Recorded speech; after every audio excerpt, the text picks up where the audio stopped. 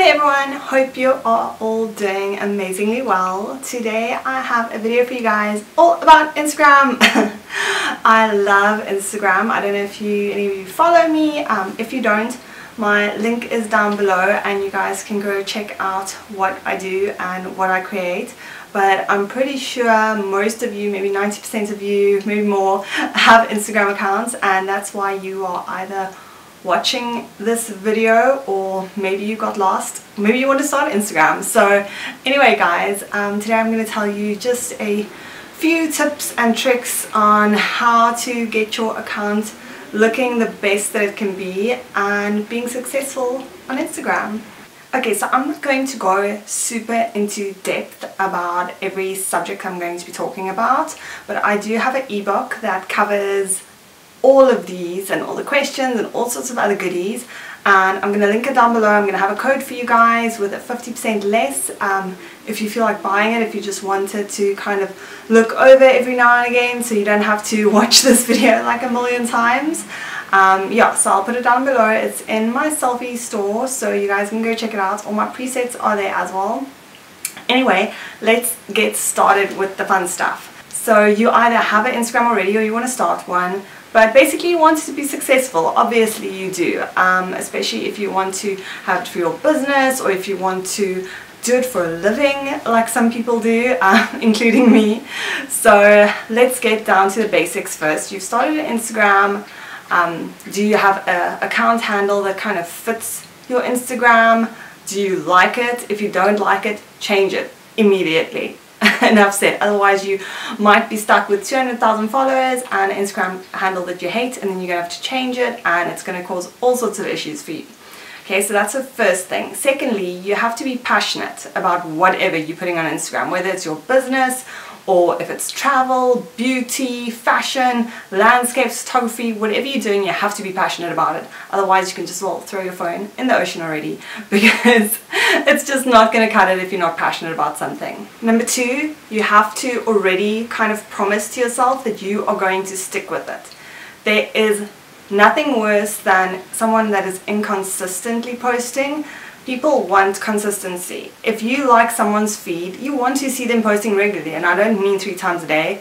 No one has time for that, and no one can create as much amazing content, in my opinion, to keep that up. But basically once a day, once every second day. Once a day is actually the best though, but if you're starting out and you don't have enough content, once every second day, but just keep it consistent so people know what to expect, when to expect it.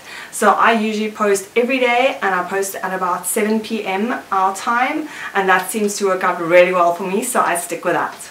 Number 3 is the tools for creating content. Now this is very important because some people think you can only create amazing content if you have the latest, most expensive camera, you have all the drones, this, that, and obviously that helps. It makes it more fun, but if you're a creative person, you can have an iPhone, and I know some Instagrammers that I follow that shoot only with their phones and their content is amazing. They have like 800,000 followers, their photos are beautiful, it's all about the editing, and it's really amazing what they can do with it. So I use a Canon Canon Mark III 5D and a 24-70 lens. Then I use a GoPro 6, a lot of filming we do with that as well, and we also have a DJI Mavic drone, and then I have an iPhone 7 Plus. So those are mostly the things we will be shooting with on a daily basis. Okay, now you have all the tools to create content, but that doesn't mean your content is going to be amazing right off the bat. Okay, so what we're going to talk about now is photography. Now for beginners, I would say the most important thing is to be creative. Try out as many different things as you can and just have fun. Not everyone is a born natural photographer, but if you love it, you can also be great at it. So just try being creative, being different, kind of putting your own stamp on things. Then lighting is very important.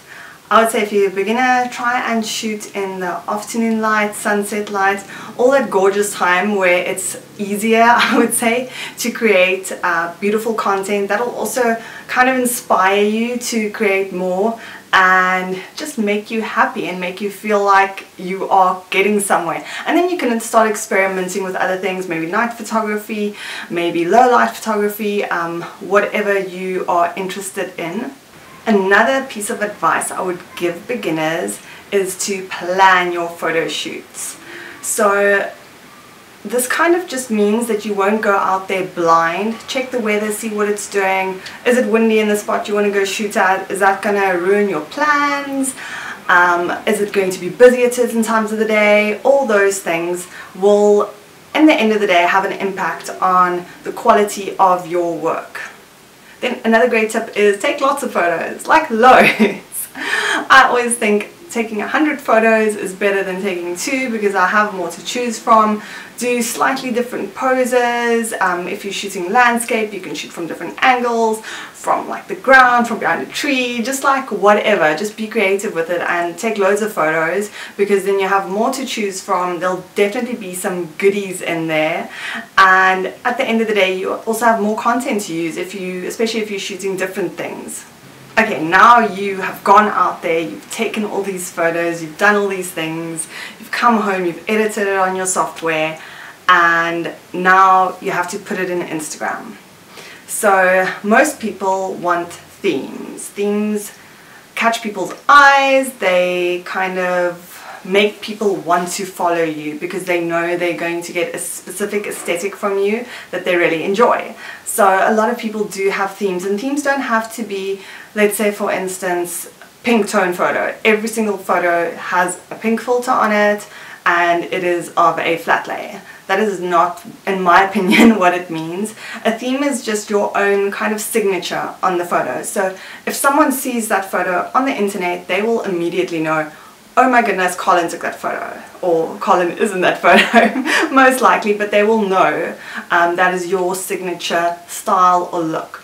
Now the easiest way obviously to have a theme is to have certain presets that you use. I don't use the same one for every single photo, I have different ones because every photo has different lights, it needs different effects to it. But at the end of the day, if you put them all together, it's cohesive. You can see I use certain elements in my editing process that you can recognize, and I think that's the most important thing, so that people can recognize your work so it stands out from the crowd. Obviously having a theme is also important in gaining more followers. Let's say you're on the explore page and you see a photo of a beautiful unicorn cake and it looks so delicious and awesome, and you love unicorn cakes and you love everything pretty, and you're like, wow, I'm going to click on this, I'm going to go follow the person. And you open the feed, all the other photos are of cats, dark photos of cats scratching ground, okay, for instance. You're going to be like, oh, this is not what I was expecting. Okay, no, I'm not going to follow you. So that was a follower you could have had that you lost. But let's say for instance you click on that photo and the rest of the feed is beautiful pastel sunsets and little cupcakes with little cat faces on them and donuts and all sorts of pretty things, and it all just fits together. You're going to be like, oh my word, this is amazing, totally going to follow this person. So that's kind of what I mean with gaining followers, by having a specific theme. And the way I plan my theme or my feed in my account is just I put my photos in Visco, and it's in little blocks. It has like a black border, but that doesn't really matter. So I just put them in there and then I check if it fits with my previous photo, if it fits with the photos underneath it, kind of. Then I'm like, yep, awesome, fits, gonna post it. Now that you've figured out your theme and you are ready to go, and maybe already posted quite a few photos, or you have an Instagram already but you're kind of redoing it, so you've posted a few photos with your new cohesive theme, it is time to start gaining those followers. And one of the easiest ways is with hashtags. Now I'm not saying go and do like follow for follow and all those nonsense hashtags that you get. Don't put those in ever. see what other people in your niche are using as hashtags. Let's say in travel, go to other travel accounts, check out what they're using. Don't do exactly the same, kind of personalize it for your photo. Let's say I'm taking a photo on the beach where I live.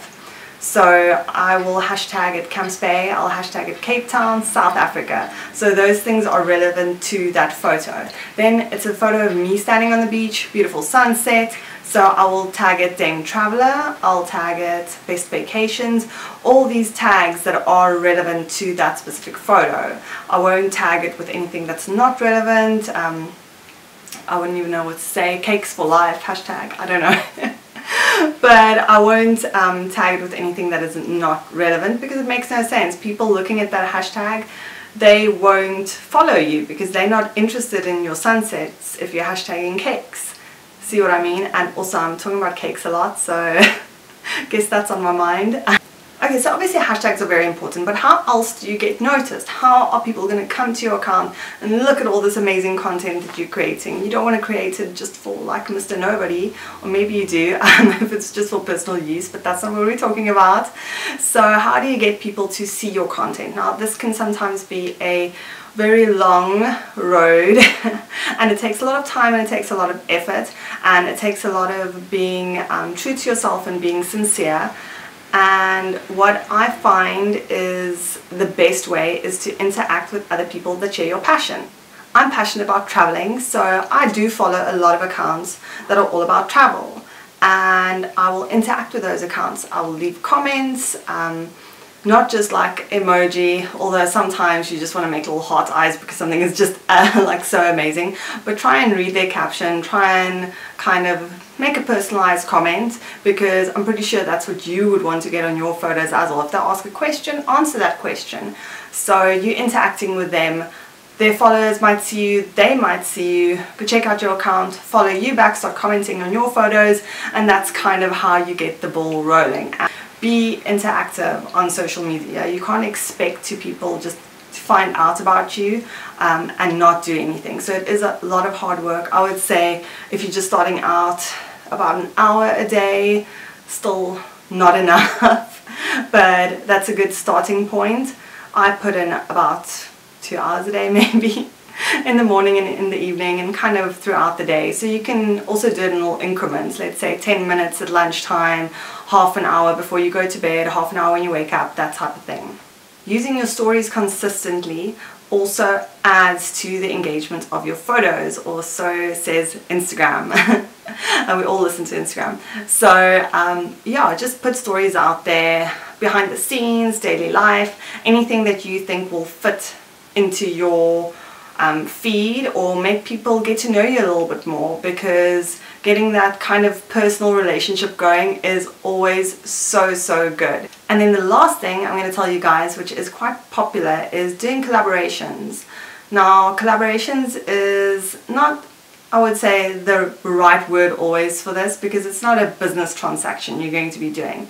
Get together with like-minded people. Let's say my boyfriend Mike, he likes to go hiking. So for instance, if him and a group of friends all go hiking, they take photos of each other, they share it together, and then maybe someone will put a photo up saying that they took this photo of at the Lowry, or at the Lowry took a photo of them. That type of relationship. So it's not a forced one, it's one that's kind of already there. You're just using it, or everyone's using it to their advantage, just to share the love equally with people that all share the same passion. So that really does make a lot of sense. So if you are in a new country, why don't you see on Facebook travel groups and be like, is anyone here want to hang out? Like, if you love travel, do you want to go grab a bite to eat, go shoot some photos, help each other out? Everyone is always up for something like that, and you can even ask people on your Instagram stories. So it doesn't all have to be about traveling. You could hook up with people in any kind of niche.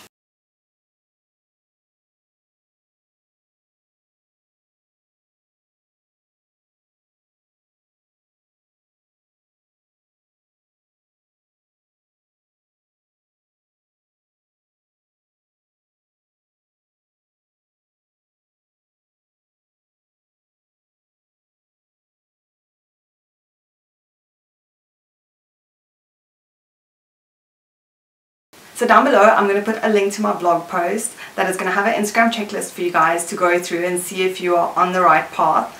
And then if you download my ebook, there is a little challenge for you guys to take part in and just see how much you can grow your Instagram, not just with followers or engagement or likes or whatever, but just the content as well. So I hope you guys enjoy that, and I will be chatting to you all soon. Ciao, ciao.